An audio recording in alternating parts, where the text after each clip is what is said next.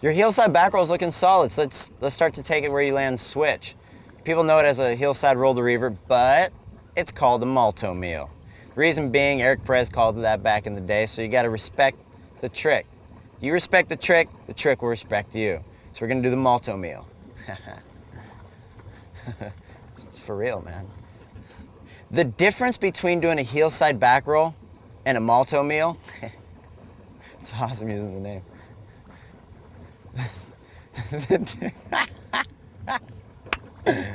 The difference between doing a heel side back roll and landing it fakie is when you take off the wake for a normal heel side back roll, you actually are taking your front foot away from the wake off the top of the wake, and you're already going switch as you go off the top. So to do it where you land at revert, you're going to actually just let the board go away from the wake, and you're gonna take the handle and put it by your lead hip. Now, a lot of people can do the heel side roll to revert or the malto meal, but they always land over rotated and they slip out on their butt.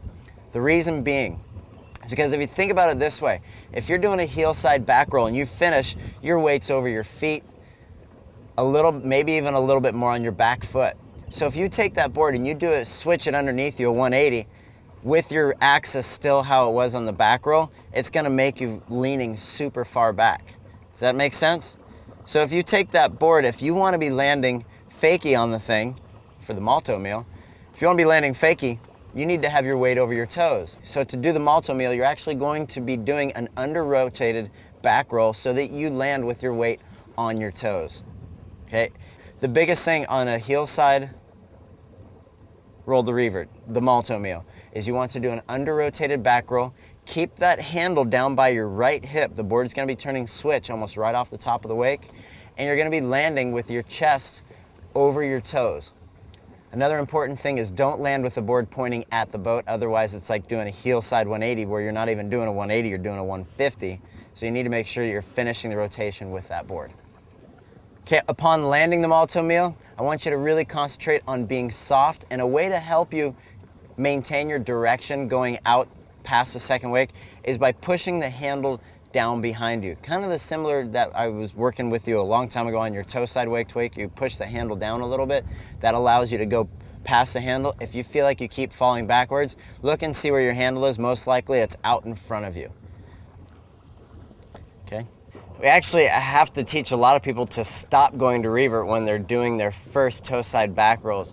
So what you want to make sure you're doing is first get a good toe side back roll. You're going to do the same approach in everything you've done so far. Make sure that you're keeping the line tight. The line is actually where you're going to get a lot of your rotation from. So if you start to do your flip too early, the rope isn't going to be as tight and you're not going to get any height, and then you're not going to get your rotation. So everything's going to kind of go bad from there.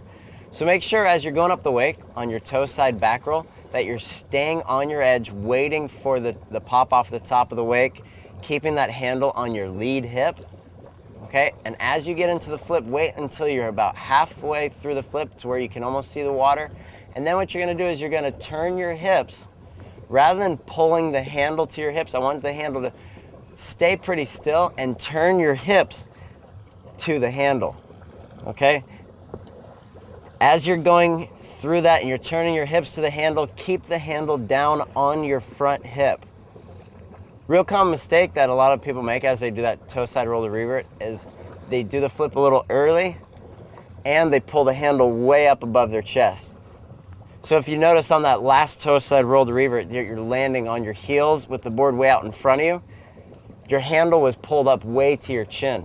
Imagine doing a toe side 180 and just landing, but instead of landing with the handle down low like you know you should be doing, imagine if you pulled it up all the way to your chin. That would make you slip out, right? So you add the flip to that, that's your toe side roll to revert. You've got to keep that handle down low on your front hip. You feel how you're not getting much pop on your toe side roll to revert and it's just kind of going low? It's because you're taking your back shoulder and throwing it at the boat before you even get up into the flip. Make sure that you're taking both of your shoulders and your hips straight back off the top of the wake so that you get a good toe side wake pop. Same reason that you stay on your edge for a toe side wake to wake jump. You've got to make sure that you're staying on your edge all the way through the top and keep both of your shoulders and throw your head straight back rather than opening your chest too early to the boat. If you keep opening your chest early, you're not gonna get any pop off the wake.